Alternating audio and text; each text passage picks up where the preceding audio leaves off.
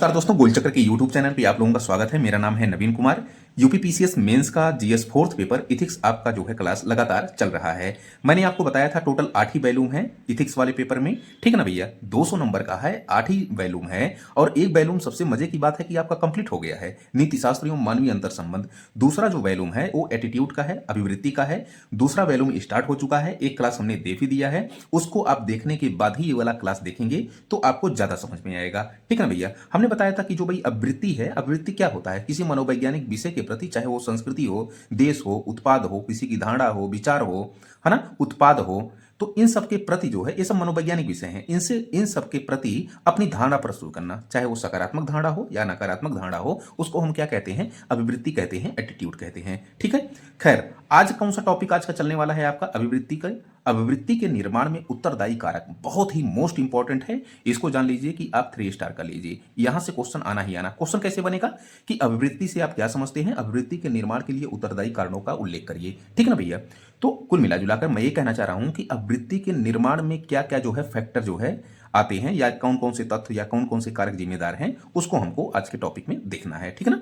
खैर, अभिवृत्ति का निर्माण एक दीर्घकालिक प्रक्रिया है। इस निर्माण प्रक्रिया में परिवार, शैक्षणिक संस्थान, समाज, धर्म, संस्कृति, मित्र मंडली, जिसे हम मित्र समूह भी कह सकते हैं, तथा सोशल मीडिया आदि महत्वपूर्ण भूमिका आदि की इनके निर्माण में महत्वपूर्ण भूमिका होती है। तो अभिवृत्ति के निर्माण में पहली बात तो एक दीर्घकालिक प्रक्रिया होती है, और दूसरी बात कौन कौन से फैक्टर काम करते हैं? परिवार, शैक्षणिक संस्थान एवं शिक्षक, सांस्कृतिक, धार्मिक और जो है ये सामाजिक परिवेश, ठीक है ना, मित्र समूह, सोशल मीडिया, और एक आवश्यकता पूर्ति। हम कहते हैं ना कि जिससे आपकी आवश्यकता पूर्ति हो जाए, चाहे किसी के विचारों से और किसी के द्वारा दिए गए कुछ सामानों से या किसी के जो है माध्यम से, तो उसके प्रति आपकी जो धारणा बनती है वो बहुत पॉजिटिव बनती है, मतलब सकारात्मक धारणा। तो जो आप अभिवृत्ति करते हो ना, वो सकारात्मक करते हो।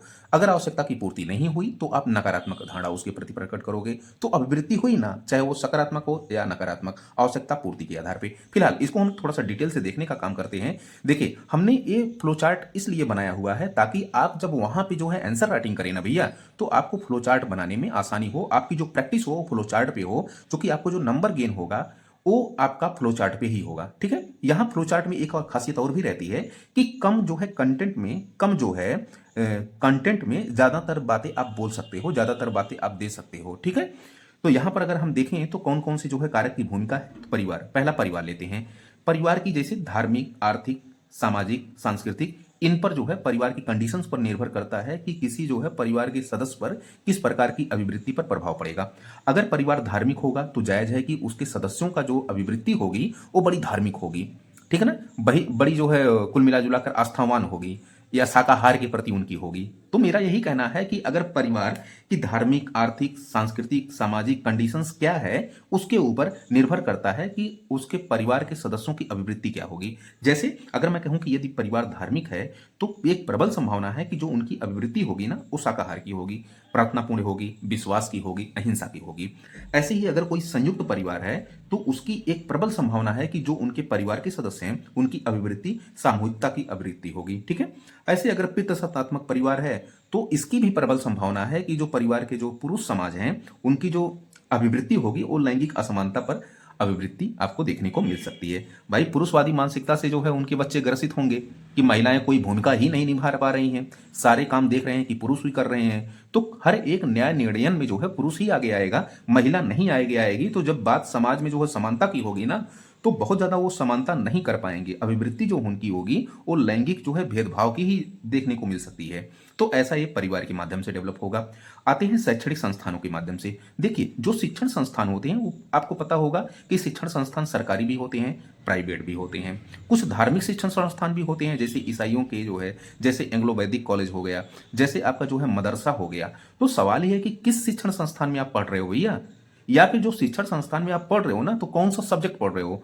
अगर आप जो है गांधी को पढ़ रहे हो तो अलग प्रकार का जो है भावना आप में जो है अभिवृत्ति डेवलप होगी।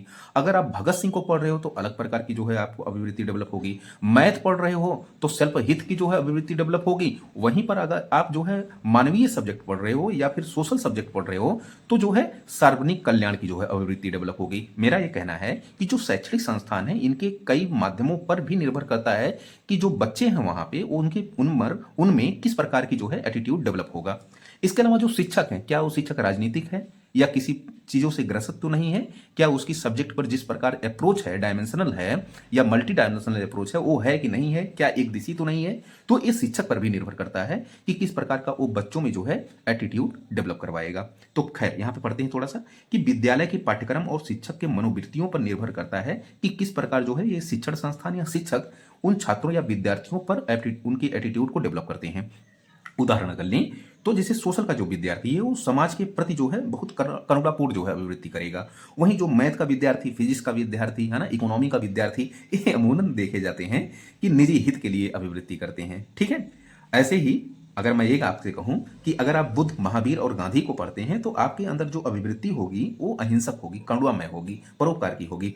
जबकि आप भगत सिंह, राजगुरु इनको पढ़ते हैं तो आपकी जो अभिवृत्ति होगी वो गलत के खिलाफ हिंसक प्रवृत्ति भी हो सकती है। ठीक है ना। तो ये हमने जो है कुछ शैक्षणिक संस्थानों की भूमिका देखा। हालांकि मैं आपको बताते चलूं कि सभी वर्गों के साथ छात्रों में, चूंकि यहाँ देखिए सभी वर्ग के छात्र पढ़ते हैं, एससी, एसटी, ओबीसी, जनरल, हर जाति के, हर धर्म के, तो इन जो छात्रों में सहिष्णुता का मूल्य या सहिष्णुता का जो है अभिवृत्ति डेवलप होगी। समानता की भी हो सकती है, बंधुता की भी हो सकती है, आदि जो है अभिवृत्तियां विकसित होने के प्रबल संभावना हमको दिखाई पड़ती है इन जो है क्षेत्रों में, मतलब कि इनके माध्यम से, शैक्षणिक संस्थानों और शिक्षकों के माध्यम से।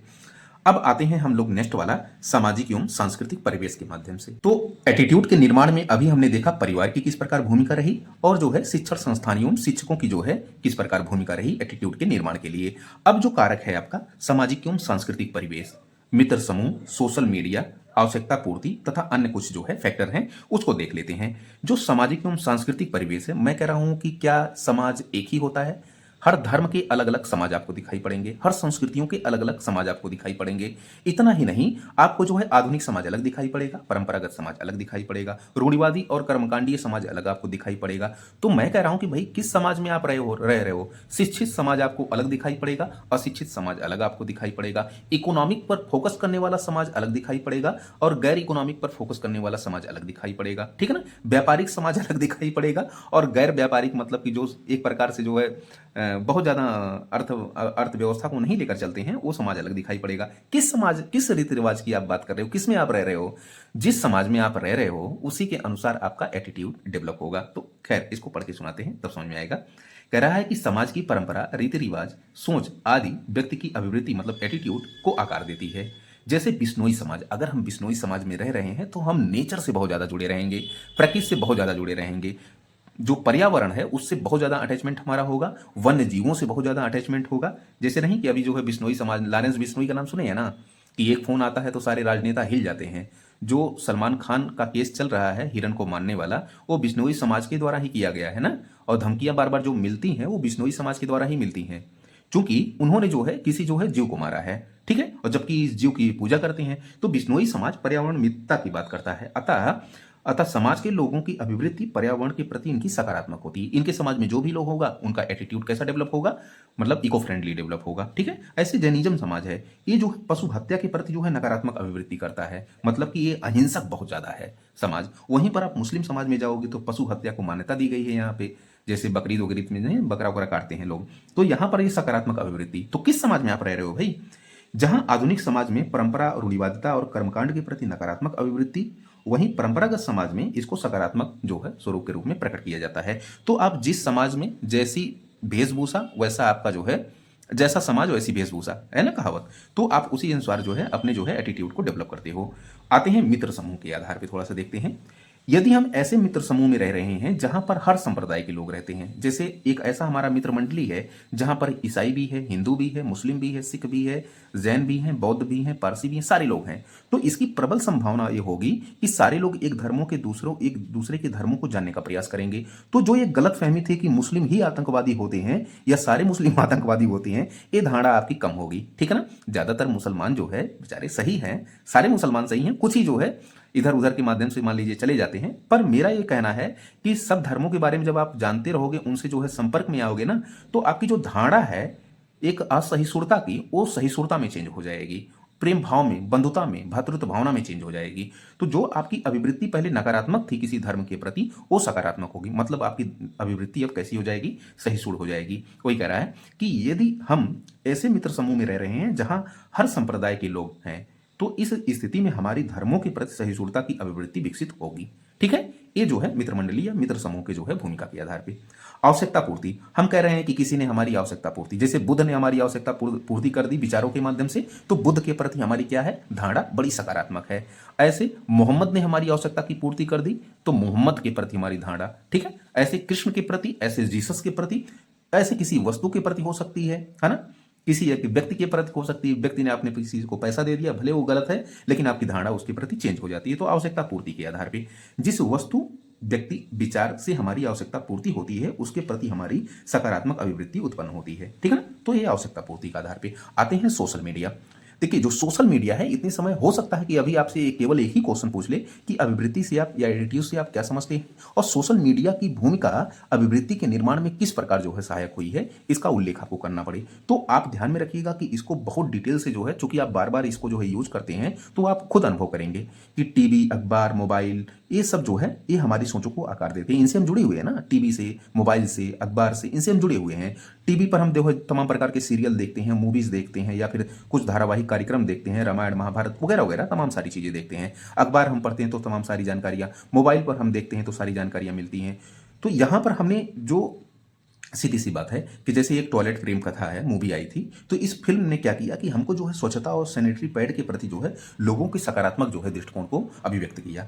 ऐसे ही मान लीजिए कि आप जो है बहुत ज़्यादा असहिष्णु हैं किसी धर्म को लेकर के, जब आप जो है सोशल मीडिया में जाते हैं तो आपको कुछ सच्चाई और पता चलती है, तो आप में सहिष्णुता का फिर विकास होता है। तो ये सोशल मीडिया भी आपको जो है सही जानकारियों या गलत जानकारियों के माध्यम से सकारात्मक और नकारात्मक अभिवृत्ति को विकसित करने में बड़ी सहायक होती है, ठीक ना भैया। अब फिर मैं अगर कहूं कि अन्य बातों के अलावा व्यक्तिगत अनुभव, आपका ये कुछ व्यक्तिगत अनुभव भी हो जाता है समय के साथ, आप कहते हैं कि नहीं ये हम कार्य बार बार करते आ रहे थे, गलत हो रहा था, अब हम ऐसे इसको करेंगे, तो आपने चेंज किया ना, अभिवृत्ति विकसित की ना नई अभिवृत्ति। तो व्यक्तिगत अनुभव के आधार पे, धर्म के आधार पे, आस्था के आधार पे, और संविधान, आप एक कोई काम करते हो तो बोलते हो नहीं ये हमारा संविधान ये कहता है कि जन कल्याण होना चाहिए और स्वतंत्रता होनी चाहिए, समानता होनी चाहिए, है ना, निष्पक्ष न्याय होना चाहिए। तो आप संविधान की जब बात करते हो तो संविधान भी आपको जो है अभिवृत्तियों के विकास में बड़ा सहायक होता है। ऐसे हमारा कानून देखो भैया, एक कानून अगर जो है हम किसी महिला के साथ असमानता या भेदभाव या घरेलू हिंसा करते हैं, तो हमारा जो कानून है ना, वो हमको फिर टॉर्चर करेगा, हमको जो है फंसाएगा, 5 साल के लिए सजा, 2 साल के सजा। तो ये जो कानून है ये भी आपके अभिवृत्ति के निर्माण में सहायक होता है। ऐसे हमारे रोल मॉडल क्या करते हैं कि जैसे मान लीजिए कि हमारी किसी उत्पाद के प्रति जो है, जैसे हमारा गुटखा के प्रति या शराब के प्रति, ठीक है ना, बहुत नेगेटिव धारणा थी, लेकिन जो है जुमा केसरी का जब प्रसार आता है, सलमान खान, अक्षय कुमार से लेकर के जो है टाइगर श्रॉफ तक जब लोग प्रचार करते हैं, वो इनके अंधभक्तों के द्वारा, फिर इन्हीं के द्वारा कहा जाता है कि ये तो हमारे रोल मॉडल के द्वारा किया जा रहा है, फिर वो उसी को अडॉप्ट कर लेते हैं। तो रोल मॉडल भी एक प्रकार के जो है, मैं कह रहा हूँ, ये तो नेगेटिव फैक्टर हमने बताया, बाकी पॉजिटिव फैक्टर भी होता है, जैसे सचिन तेंदुलकर वगैरह के द्वारा, कई ऐसे लोगों के द्वारा, सेलिब्रिटी के द्वारा स्वच्छता अभियान से लेकर के जो है चुनाव में पार्टिसिपेशन वगैरह को लेकर के कई ऐसे पॉजिटिव धारणाएं दी जाती हैं, प्रचार प्रसार किए जाते हैं, जो अभिवृत्ति के निर्माण या अभिवृत्ति के विकास में काफी सहायक होते हैं। तो ये हमने पूरा डिस्कशन किया कि अभिवृत्ति क्या होती है, अभिवृत्ति के निर्माण में कौन कौन से जो है कारक उत्तरदायी होते हैं। अब आई होप आपको पसंद आया होगा। तो चलते हैं किसी नेक्स्ट टॉपिक पे। अब नेक्स्ट आपका टॉपिक है सामाजिक अधिगम, सोशल लर्निंग। बहुत ही इंपॉर्टेंट है, इसको ध्यान में रखना है आपको। ये क्या होता है सोशल लर्निंग, उसके बाद जो है इसको 3 पार्टों में हम डिवाइड करके पढ़ने का काम करेंगे। कह रहा है यहाँ पे कि यह वह प्रक्रिया, सोशल लर्निंग, या जिसे हम जो है सामाजिक अधिगम कहते हैं, यह वह प्रक्रिया है जिसके माध्यम से व्यक्ति अन्य लोगों के व्यवहार को देख करके उसका अनुसरण करके समाज के साथ संवाद करता है। एक बार और सुनिए कि एक प्रकार की यह प्रक्रिया है जिसके माध्यम से व्यक्ति क्या करता है, अन्य लोगों के व्यवहार को देख करके उनका अनुसरण करके फिर समाज में उनके साथ जो है क्या करता है, संवाद करता है, समाज के साथ संवाद करता है। ये सोशल लर्निंग है, ठीक है ना। अच्छा, सोशल लर्निंग 3 फैक्टरों से हमको दिखाई पड़ती है। पहला क्लासिकल अनुबंध, जिसको हम जो है क्लासिकल कंडीशनिंग कहते हैं। दूसरा साधनात्मक, जिसको हम इंस्ट्रूमेंटल कंडीशनिंग कहते हैं। और तीसरा है प्रेरणात्मक, मतलब कि ऑब्जर्वेशनल कंडीशनिंग कहते हैं। प्रेरणात्मक मतलब जैसे किसी से प्रेरणा लेकर के, जैसे बुद्ध से, महावीर से, विवेकानंद से, गांधी से, तो इनके माध्यम से प्रेरणा लेकर के फिर समाज के साथ हम संवाद करते हैं, ठीक है। तो इसको खैर हम डिटेल से पढ़ते हैं। क्लासिकल लर्निंग क्या होता है कि कुछ संकेतकों के आधार पर व्यक्ति या प्राणी अपनी शारीरिक गतिविधियों को संचालित करता है। जैसे कि जानवरों को संकेत से आभास हो जाता है या होने वाला होता है कि उन्हें चारा मिलने वाला है, ठीक है ना। जैसे आप नहीं कि मतलब कि चारा जब काटते हैं तो उनको आभास हो जाता है कि नहीं अब चारा मिलने वाला है, या फिर कोई घंटी अचानक बजती है तो कुत्तों को आभास हो जाता है कि नहीं अब रोटी या जो है कोई और चीज मिलने वाला है उनको, ठीक है ना।